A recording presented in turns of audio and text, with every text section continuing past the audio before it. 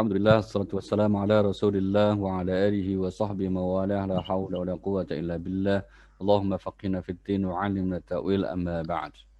Bapak dan Ibu sekalian jamaah Masjid An-Nur rahimakumullah.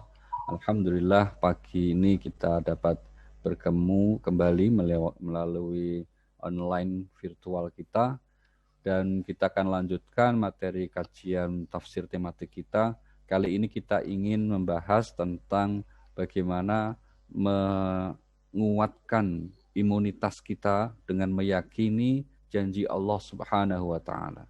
Karena hari-hari ini seperti yang tadi Ustadz Retno sampaikan, kita cukup berat ya, karena termasuk di komplek kami ini yang terpapar ini bertambah terus ya. Jadi kami lockdown ini.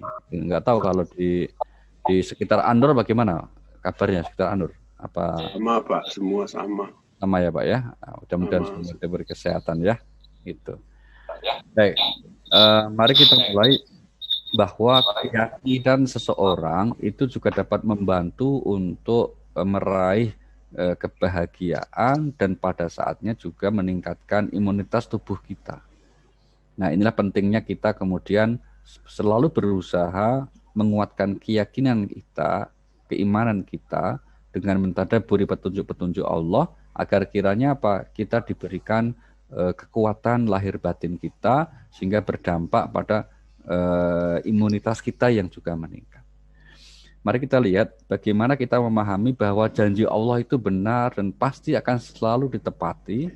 Kita lihat surah nomor 30, surah Ar-Rum, ayat yang ke-6, surah 30, ayat yang ke-6, Allah berfirman, wa'dallah la yukhlifullahu wa'dah walakinna aksaron nasi la ya'lamun. Ayat 30. Ya, surah 30 ayat 6. Surah 30 ayat yang ke-6. Bismillahirrahmanirrahim. Itulah janji Allah. Allah tidak akan menyalahi janji-janjinya. Tetapi kebanyakan manusia tidak mengetahui. Iya, itulah janji Allah. Allah tidak akan pernah menyalahi janjinya, tapi sayang kebanyakan manusia tidak mengetahui. Mengetahui apa? Mengetahui bahwa Allah menjanjikan sesuatu kebaikan untuk hambanya. Allah selalu menjanjikan hal-hal yang tidak akan menganiaya hambanya. Kebanyakan manusia tidak mengetahui yang hal seperti itu. Nah, pertanyaannya, apakah betul memang manusia tidak mengetahui atau ada faktor lain yang manusia itu menyebabkan dia tidak bisa meyakini janji Allah itu?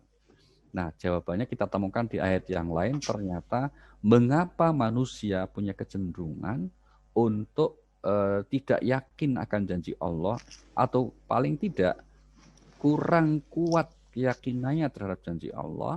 Nah, inilah salah satu faktor utamanya yang disebut di surah nomor 35 ya, surah Fatir.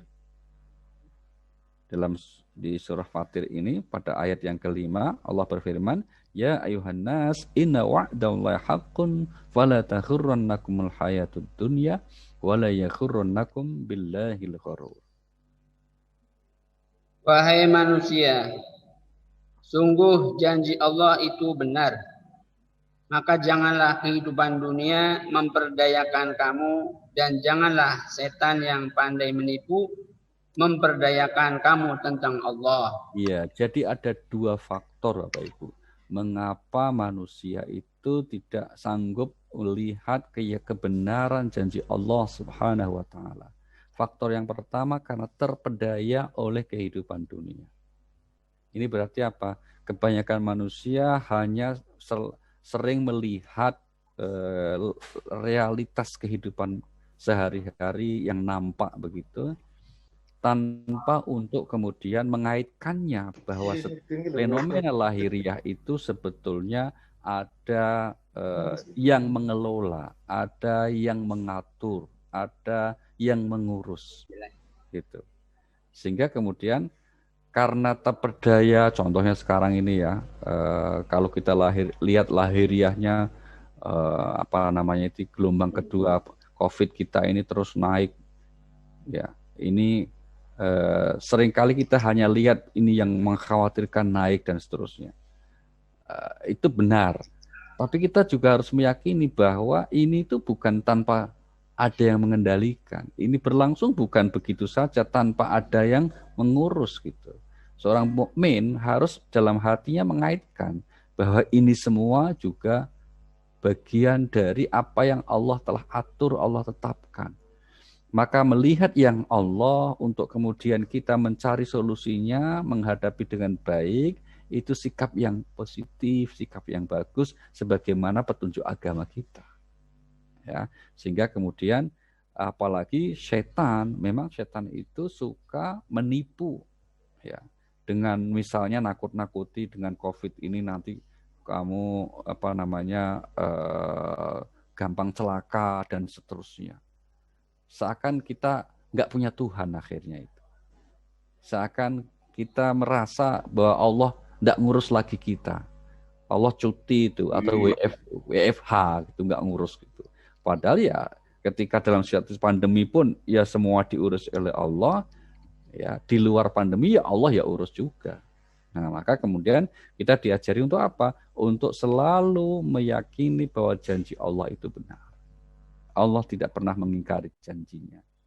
Dan kalau Allah berjanji tidak pernah pakai insya Allah. Gitu.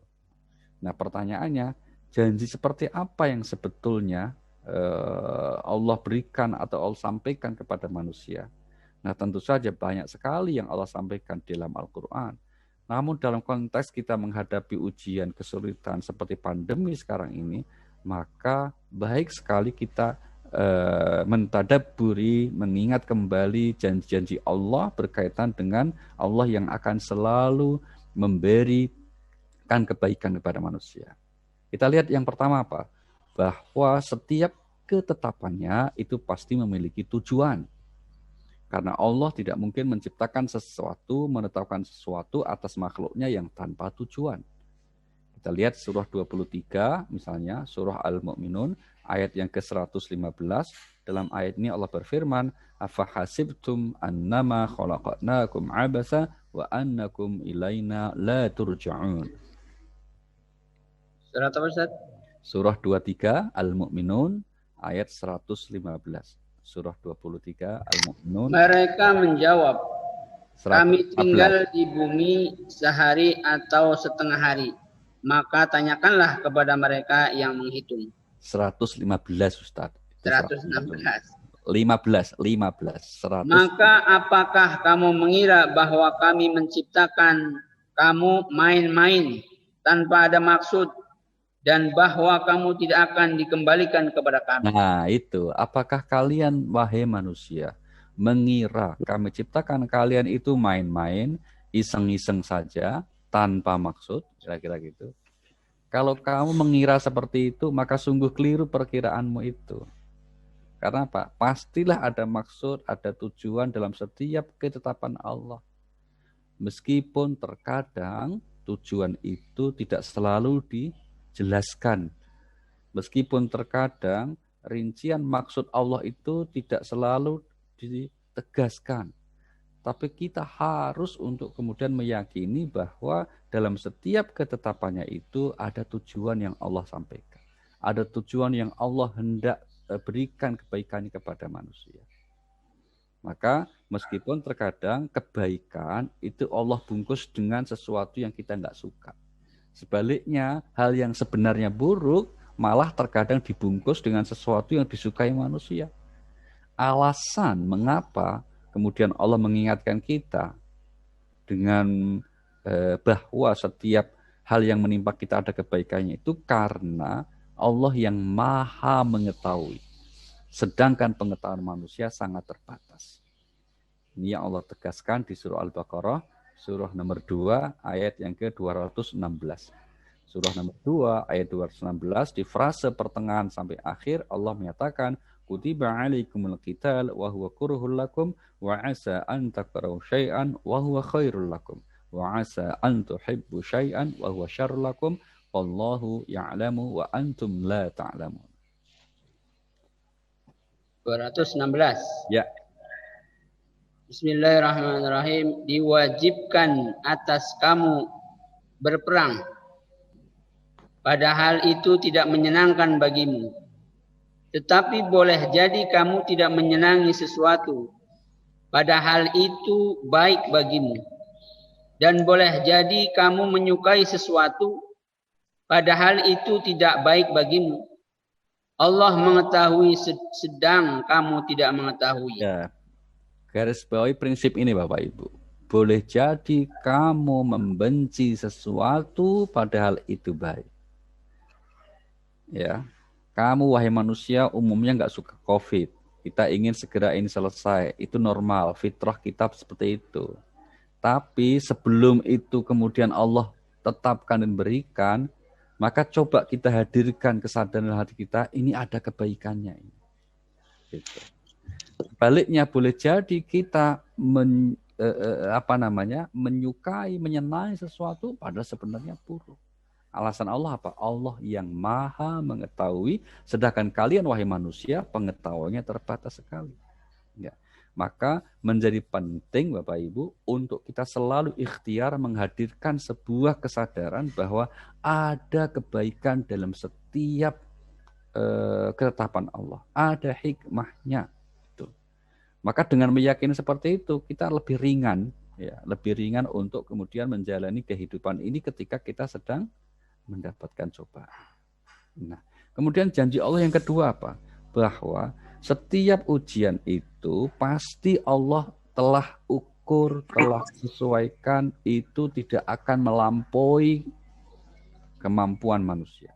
Allah tidak akan memberi ujian kehidupan, ujian cobaan kehidupan, kecuali manusia sanggup untuk menghadapinya. Ini di Al-Quran berulang-ulang ya, paling tidak ungkapan yang secara letterlek menyatakan demikian, ada 4 kali disebut. Kita ambil contohnya misalnya di surah nomor 23, surah Al-Mu'minun ayat 62, Allah berfirman di ayat ini, La nukallifu nafsan illa wus'aha waladaina kitabun yantiqu bil haqqi wahum la yuzlamun. 23 62 23 62 23 ayat 62. Bismillahirrahmanirrahim. Dan kami tidak membebani seseorang melainkan menurut kesanggupannya.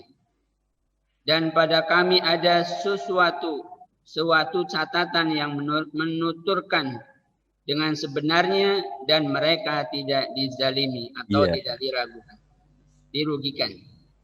Kami tidak akan memberikan beban melainkan sesuai kesanggupan manusia. Kami, kata Allah, Allah bersama para malaikatnya tidak mungkin menurunkan ujian melainkan sesuai kesanggupan manusia. Maka itu sudah menjadi bagian ketetapannya dan Allah tidak akan berbuat zalim, berbuat aniaya. Sekarang mari kita lihat ilustrasikan Bapak Ibu. Kalau kita misalnya masjid kita kan sampingnya sekolahan ya, ada SMP, Muhammadiyah begitu. Mungkinkah seorang guru yang normal, seorang guru yang wajar memberikan ujian kepada anak kelas 1 SMP dengan ujian kelas 3 SMA? Soal ujiannya itu loh. Nggak mungkin. Pasti kita kan mengatakan itu nggak mungkin. Itu kalau ada guru seperti itu guru ndablek atau guru gendeng itu kan nggak mungkin. Nah, kalau kita berasumsi terhadap sosok guru saja yang normal, kita mudah untuk mengatakan guru yang normal, yang wajar, yang baik, yang memberi soal ujian kepada muridnya itu yang bisa, yang wajar sesuai dengan kelasnya, sesuai dengan levelnya gitu. Maka mengapa seseorang terkadang sulit sekali untuk memahami bahwa Allah itu juga lebih dari itu, yaitu apa? Tidak mungkin memberi ujian hidup di luar kesanggupannya. Gitu.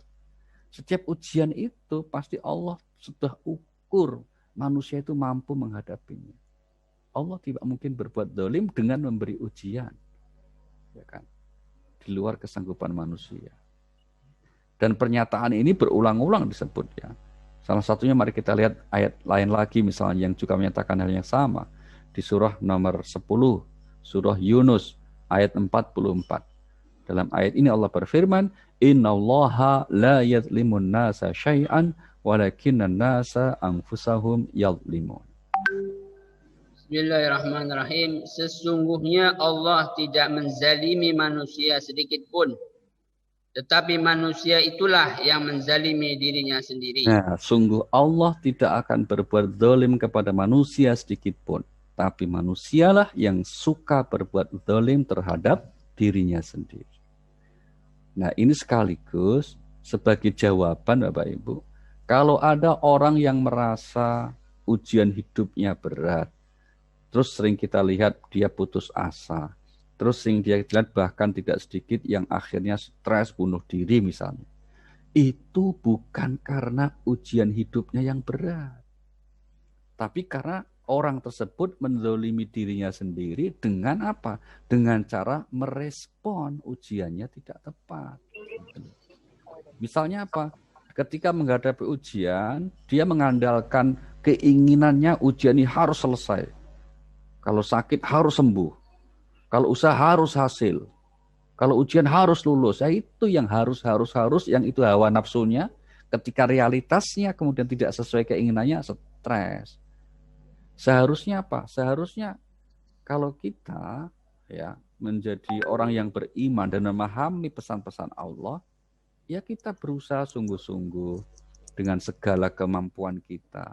Selebihnya apa? Serahkan kepada Allah gitu. Nanti apapun keputusan Allah kita terima dengan seikhlas-ikhlasnya. Itulah inti Islam itu kan berserah diri. Kan inni tubtu ilaika wa inni minal muslimin. Aku bertobat pada Engkau ya Allah dan aku termasuk orang-orang muslim yang berserah diri, intinya itu. Berserah diri atas aturan-aturan ketetapan yang Allah telah berikan gitu loh. Jadi sekali lagi, kalau ada orang yang kemudian katanya Allah tidak memberi ujian yang berat. Kenapa ada orang yang stres, putus asa, bahkan bunuh diri? Lagi-lagi kita mengatakan itu karena kesalahan diri sendiri. Satu. Yang kedua, kita buktikan bahwa Allah tidak berbuat zalim, bahwa itu kesalahan individu orang itu. Karena apa? Ada orang yang ujiannya sama, bahkan lebih berat dari orang itu. Tapi kemudian lulus, biasa saja itu. Ya kan? Kemudian tidak bunuh diri, tidak putus asa. Lah kok Anda milih putus asa? Ya salah dewe gitu loh. Ini bukan dari keputusan atau ketetapan Allah. Wong di saat yang sama dia punya pilihan untuk tidak putus asa. Di saat yang sama dia punya pilihan untuk tidak stres. Lah kok milih stres? Lah kan salah sendiri namanya. Mendolimi dirinya sendiri. Itu. Ya, ini dua bukti bahwa kalau kemudian seseorang diberikan ujian itu pasti akan selalu Allah ukur manusia sebetulnya mampu untuk menghadapi ujian itu. Nah, ya jadi kurang apa ini ya baiknya Allah dikasih tahu bahwa apa tadi setiap ujiannya itu ada hikmahnya. Yang kedua apa? Soal ujiannya itu mudah. Tidak mungkin kemudian akan melebihi kemampuan manusia. Masih kurang lagi. Nah, Allah berikan kebaikan lagi apa? Allah pasti menolong hambanya dalam menghadapi ujian itu. Apa ada kalau kita di dunia ini misalnya kampus, sekolah memberi soal ujian gitu ya. Ujian kepada mahasiswa atau muridnya itu. Dikasih tahu soal ujiannya, terus dikasih tahu kunci jawabannya, terus dikasih tahu cara menjawabnya. Enggak ada ujian kayak gitu kalau di dunia. Ya toh? Tapi kalau Allah dikasih semua, soalnya ya dikasih tahu. Ini loh ujianku itu cuma dua. Apa? Kalau nggak susah senang. Tuh, kasih soal toh. Yang kedua apa? Maka kalau pengen lulus, ujiannya apa? Ya yakini, ini pasti kamu kuat toh, bisa. Wong mudah ujianku itu nggak sulit. Tuh, yang kedua. Yang ketiga apa? Nah kalau ujiannya susah, kamu sabar. Ujiannya senang, kamu syukur. Kan dikasih tahu soal jawabannya itu. Supaya benar jawabnya dan mudah, Allah pun kasih janji nih bahwa akan ditolong. Tuh. Mari kita lihat janji Allah ya. Surah 40 ayat 51. Surah 40 ayat 51 Allah berfirman, "Inna lanansur rusulana walladzina amanu fil hayatid dunya wa yauma yaqumul ashhad."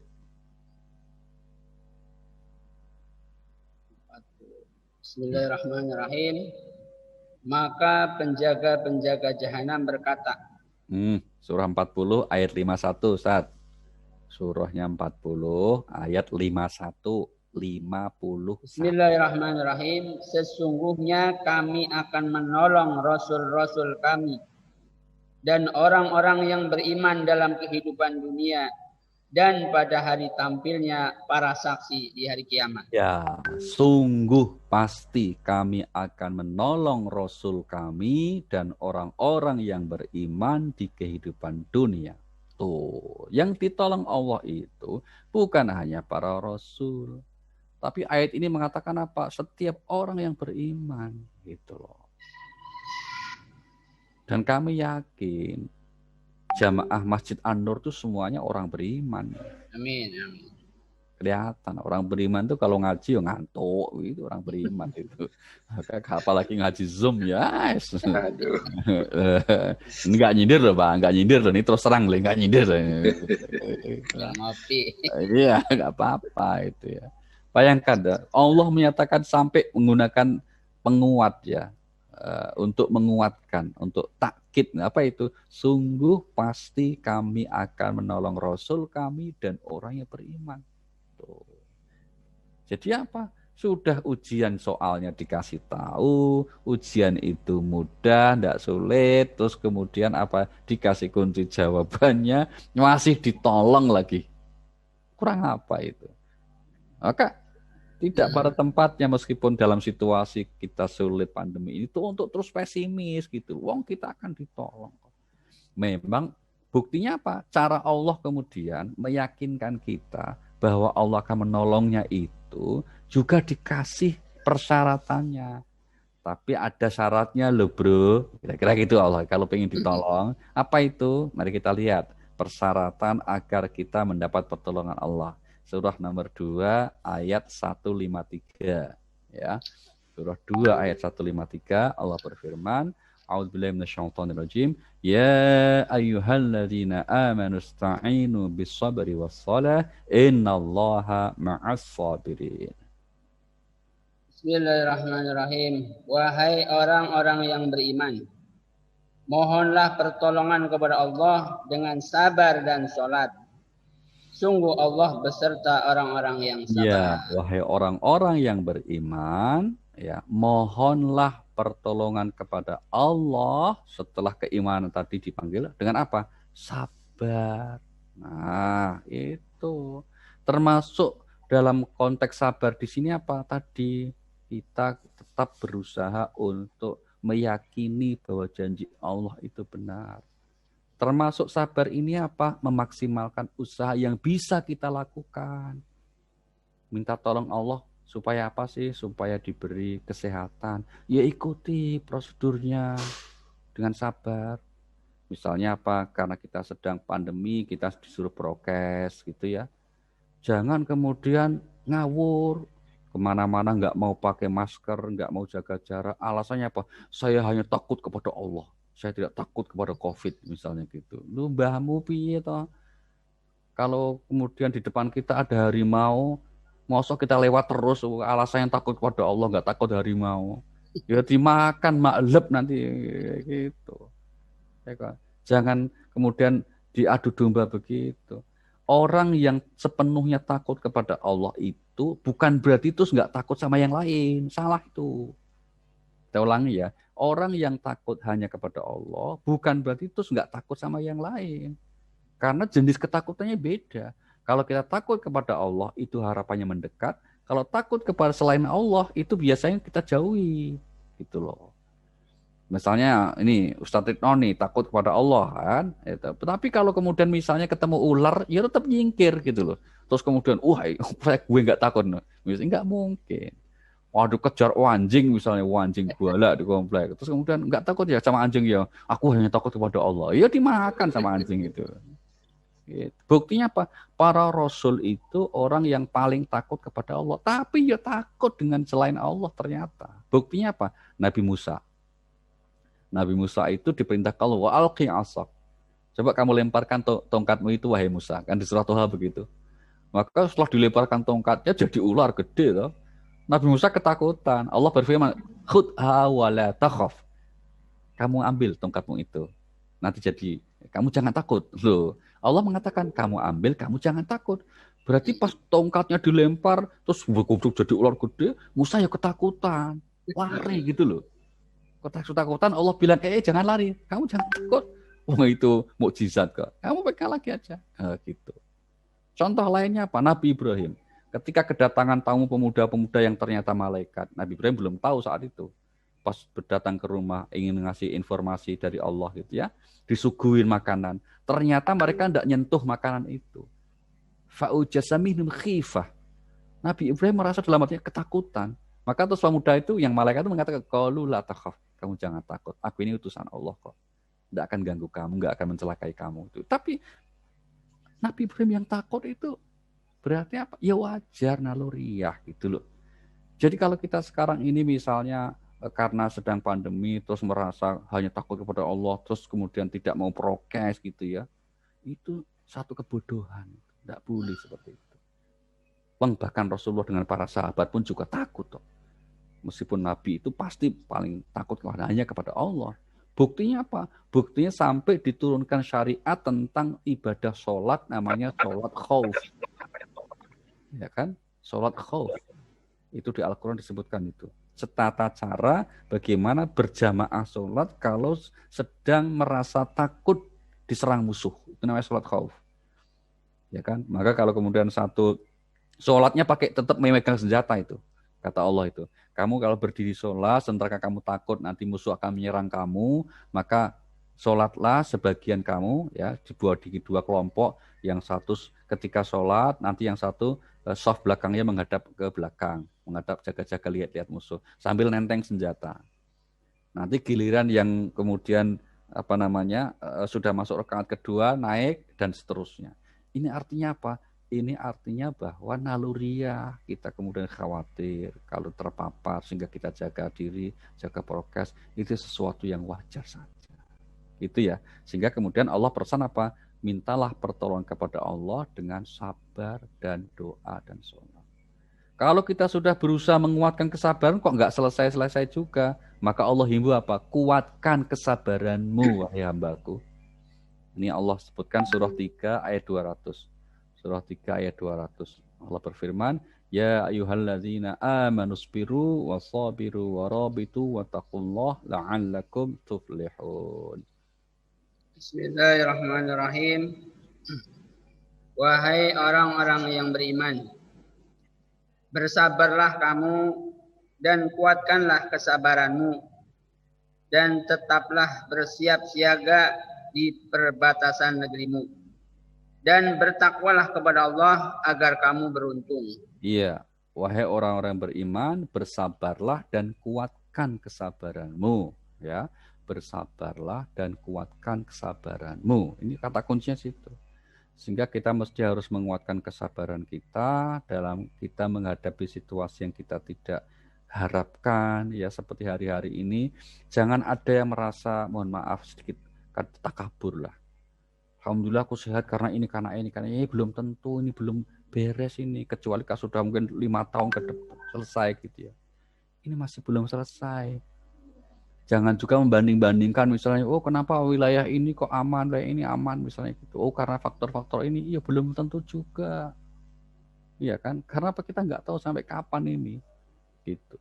Dulu ada satu daerah yang merasa aman karena kita karena rajin begini gitu, kita aman. Sekarang malah jadi klaster juga, gitu. Jadi jangan lengah bahwa kita harus menguatkan prokes dengan sebagai simbol kesabaran kita, tapi kita juga jangan paranoid, jangan parno untuk apa? Kita punya Tuhan, kita berserah diri kepada Allah Subhanahu wa taala. Ya, sehingga kemudian seperti di antara jamaah kita ini kita dengar informasinya yang wafat duluan ya. Si ini Pak Sudiono ya, Pak Haji Sudiono wafat ya. Masya Allah, beliau itu aktif sekali tuh Pak untuk mengingatkan kami kalau ada jadwal-jadwal di An-Nur itu, karena selama ini beliau sangat concern ya untuk berkhidmat di Masjid An-Nur kita ini. Maka mohon untuk kita semua mendoakan beliau Ya, ini telah dipanggil oleh Allah Subhanahu wa taala. Baik, kita lanjutkan. Nah, bagaimana tetap kita menguatkan ini satu lagi, Bapak Ibu, agar kita selalu bisa menguatkan keyakinan kita kepada Allah dengan jalan apa? Berhusnudzon, berprasangka baik selalu kepada Allah Subhanahu wa taala. Kenapa kita berhusnudzon? Karena firman Allah menyatakan setiap ketetapannya itu baik, yang buruk itu cara manusia menghadapinya. Ini misalnya ditegaskan oleh Allah di surah 4 ya. Surah 4, surah An-Nisa ayat 79, Allah berfirman, "Ma asabaka min hasanatin faminallah wa ma asabaka min sayyi'atin famin nafsik wa arsalnaka lin-nasi rasula wa kafa billahi syahida." Bismillahirrahmanirrahim. Kebajikan apapun yang kamu peroleh adalah dari sisi Allah. Dan keburukan apapun yang menimpamu itu dari kesalahan dirimu sendiri. Kami mengutusmu Muhammad menjadi rasul kepada seluruh manusia, dan cukuplah Allah yang menjadi saksi. Ya, kebajikan apapun itu dari Allah. Sedangkan keburukan itu dari kesalahanmu wahai manusia. Nah, maka Bapak Ibu penting untuk kemudian mengingat bahwa segala apa yang menimpa kita itu hanya bisa menimpa karena izin Allah, dan kalau Allah izinkan terjadi itu pasti ada kebaikannya. Gitu loh. Yang menjadikan hal itu buruk cara manusia meresponnya. Itu. Kalau orang tertimpa musibah dia bersabar, itu baik. Orang mendapat anugerah, sukses, masyhur, banyak kalau di medsos itu banyak followernya, banyak yang subscribe-nya. Nah, misalnya gitu ya, sehingga menjadi sangat terkenal. Nah, ya, misalnya gitu ya, terutama di dunia maya. Kalau orang itu sombong, ya buruk gitu loh. Jadi yang menentukan sesuatu itu baik atau tidak baiknya pada akhirnya itu bagaimana seseorang menyikapi atas apa yang terjadi dengan hidupnya. Kesulitan-kesulitan, cobaan-cobaan, masalah, problem. Kalau dia tetap teguh, tetap kuat, tetap sabar, tabah, itu akan menjadi yang mengangkat derajatnya di sisi Allah. Akan menjadi apa? Yang akan menjadikan dia mulia di sisi Allah. Gitu. Maka jangan salah paham dengan ini, dengan misalnya situasi yang seperti ini. Kita tetap harus menguatkan prasangka baik kita kepada Allah Subhanahu wa taala. Alasannya apa? Karena kalau kita berprasangka baik, maka yang akan kita peroleh juga kebaikan, gitu loh. Karena Allah berfirman misalnya di surah nomor 55, surah Ar-Rahman ayat 60, apa firman Allah? Hal jazaa'ul ihsan illal ihsan. Begitu. 55. Iya, 55 ayat yang ke-60. Bismillahirrahmanirrahim. Tidak ada balasan untuk kebaikan selain kebaikan pula. Iya, tidak ada balasan untuk kebaikan selain kebaikan pula. Artinya apa? Artinya bahwa kalau kita berprasangka baik, maka yang akan kita terima juga kebaikan. Sebaliknya kalau orang kemudian mengeluh, berprasangka buruk, apalagi menyalahkan Tuhan, sungguh ini tidak adil, apa salah dan dosaku, misalnya gitu. Di statusnya itu loh nanya kayak gitu itu, yang suruh jawab siapa itu? Kok malah nanya, apa dosaku, apa salahku, misalnya gitu. Ini satu hal yang tidak pada tempatnya. Itu ya. Apalagi dalam sebuah hadis qudsi Allah nyatakan apa? Ana 'inda dzanni 'abdi bi. Aku tergantung prasangka hambaku terhadap aku. Kalau kita selalu berprasangka baik, maka yang akan kita terima juga kebaikan-kebaikan. Itu sudah menjadi ketetapan Allah Subhanahu wa taala. Dan yang terakhir Bapak Ibu, janji Allah atas masalah hidup kita apa? Pasti Allah Subhanahu wa taala akan memberi pertolongan ini dan masalah ini pasti selesai. Ya, badai ini akan berlalu. Karena hidup ini akan selalu dipergilirkan malam dan siang. Hidup ini akan selalu dibergilirkan panas dan dingin, hujan dan musim kemarau. Terus akan begitu. Mari kita lihat ayatnya, surah nomor 3 ayat 140. In tamsaskum qarhun faqad massal qauma qarhun mithluh wa tilkal ayyamu nudawiluha bainan nas. Bismillahirrahmanirrahim. Jika kamu pada perang Uhud mendapat luka, maka mereka pun pada perang Badar mendapat luka yang serupa. Dan masa kejayaan dan kehancuran itu kami pergilirkan di antara manusia agar mereka mendapat pelajaran dan agar Allah membedakan orang-orang yang beriman dengan orang-orang kafir, dan agar sebagian kamu dijadikannya gugur sebagai syuhada, dan Allah tidak menyukai orang-orang yang zalim. Iya, jadi poin kita pada pernyataan di dalam ayat ini, kehancuran, kejayaan suatu masyarakat kami pergilirkan.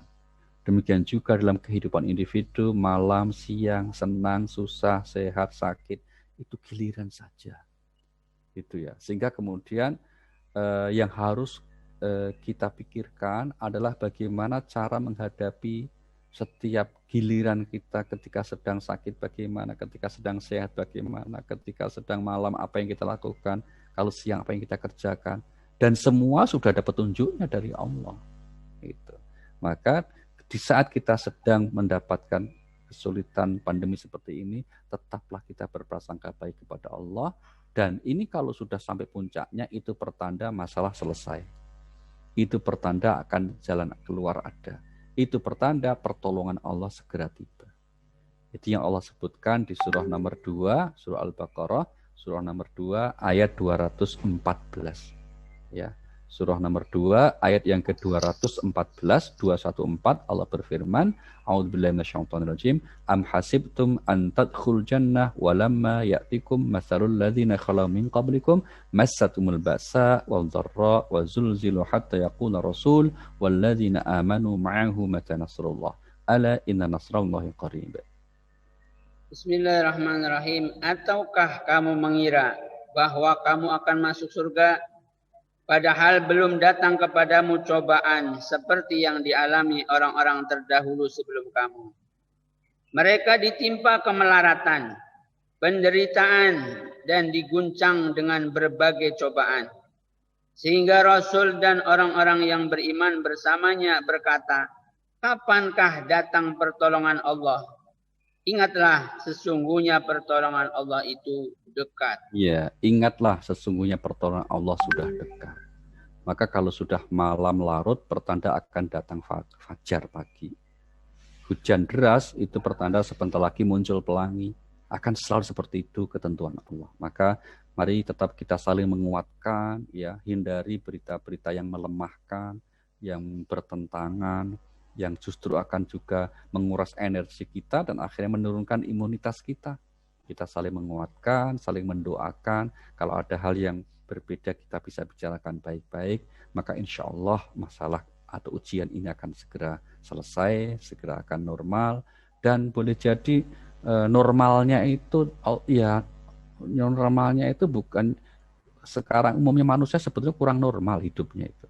Karena apa? Seringkali hiperrealitas kalau para intelektual menyebut. Hiperrealitas itu begini, manusia itu seringkali berlebihan dalam pola hidupnya, ya kan? Contoh kecil misalnya,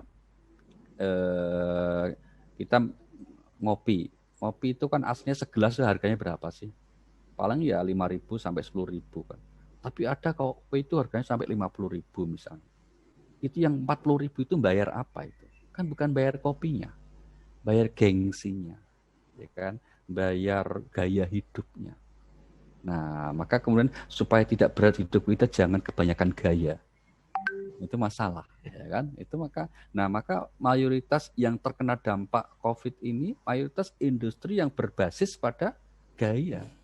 Nah, itu Allah ingin mengingatkan kamu hidup itu ya jangan kebanyakan gaya supaya enteng hidupnya. Ya kan gitu. Kalau kita makan aja puasa Itu kan kadang-kala inginnya tuh wah, semua semeja dipenuhi makanan itu. Padahal giliran buka ya paling segelas teh, terus kurma, terus paling tambah kolak, selesai kenyang itu. Kan gitu. Yang itulah manusia kan disadarkan kembali oleh Allah. Udah kembali ke basic lah, kembali ke kebutuhan itu apa supaya kamu nggak stres. Nah, ini semuanya disadarkan kiranya kita kemudian kembali kepada Allah Subhanahu wa taala dengan tetap berhusnuzon, berprasangka baik sehingga kita akan menjadi orang-orang yang diridhoi oleh Allah Subhanahu wa taala. Amin, amin, amin. Terima kasih Ustadz Ridno. Sekarang saatnya mungkin ada yang disampaikan beberapa menit ke depan, dipersilahkan. Baik, Bapak Ibu jamaah sekalian Masjid An-Nur, baik yang hadir secara langsung maupun yang berada di rumah masing-masing, dipersilakan, masih ada waktu untuk bertanya. Dipersilakan. Siapa dulu? Assalamualaikum warahmatullahi wabarakatuh. Waalaikumsalam warahmatullahi wabarakatuh. Pak Amri, silakan Pak Amri. Oke, Pak Ustadz, ini berkaitan dengan penyampaian yang terakhir yaitu pertolongan Allah, yaitu di dalam surat Al-Baqarah yang Bapak Ustadz bacakan tadi di ayat 214, di mana Allah akan memberikan, ya intinya adalah Allah akan memberikan cobaan sebelum kita masuk surga. Katanya, apakah orang yang masuk surga itu harus melalui cobaan-cobaan yang diberikan Allah? Itu bagian salah satu dari persyaratan yang untuk masuk surga. Apakah demikian halnya? Terus yang kedua yang kenapa Allah mengatakan dirinya itu kami? Apakah itu cuma arti yang dibuat di dalam Al-Quran ataukah ada ketentuan lain kenapa Allah menyatakan dirinya itu kami sementara kami itu adalah berlaku untuk umat manusia gitu Pak. Terima kasih Pak Alinuddin, terima kasih banyak. Wassalamualaikum warahmatullahi wabarakatuh. Waalaikumsalam warahmatullahi wabarakatuh. Yang pertama, Pak Amri, terima kasih. Apakah memang untuk dapat masuk surga itu harus ada cobaan dulu? Nah, jawabannya ya begitulah mekanisme ketetapan Allah, Pak. Pengennya kita kan mestinya nggak usah ya. Nah, maunya kita kan gitu, muda foya-foya, tua kaya raya, mati masuk surga. Nah, surga neneknya Pak, nggak gitu. Tapi ya begitulah cara Allah gitu. Maka dikuatkan di ayat yang lain juga Allah mengatakan salah satu tujuan cobaan itu untuk mengetahui siapa yang bersabar, siapa yang bersungguh-sungguh. Nah, kalau situasinya normal kan nggak ketahuan Pak. Ini pokoknya situasinya normal, baik-baik semua. Itu nggak ketahuan tuh yang sabar mana, yang nggak sabar mana, nggak ketahuan. Tapi dengan diberi cobaan itu, ada orang diberi cobaan, oh Masya Allah, dia istiqomah, tetap datang ke masjid. Maka kita puji, oh dia orang sabar banget. Nah itu ya, jadi fungsi cobaan itu sama dengan sebetulnya, sama dengan di dunia ini Pak. Dosen bikin ujian, itu kan untuk mengetahui apakah si anak ini layak untuk kemudian naik tingkat, layak naik semesternya, layak untuk diberikan. Nah, setelah layak selesai kemudian, nah udah wisuda selesai.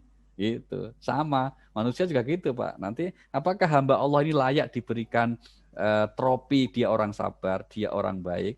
Oh, kalau lulus ujiannya layak, nanti masuk surga. Nah, kira-kira gitu. Nah, itulah Allah menjadikan kita di dunia ini memang tempat kita semua diberikan ujian, tempat kita diberikan cobaan. Maka Al-Quran menggambarkan alladzi khalaqal mauta wal hayata liyabluwakum ayyukum ahsanu amala. Dialah yang menciptakan mati dan hidup untuk menguji kamu siapa di antara kita yang lebih baik amalnya. Nah, itu tujuannya Pak. Setelah diketahui lebih baik amalnya, maka terus kemudian juga diketahui di mana surganya nanti.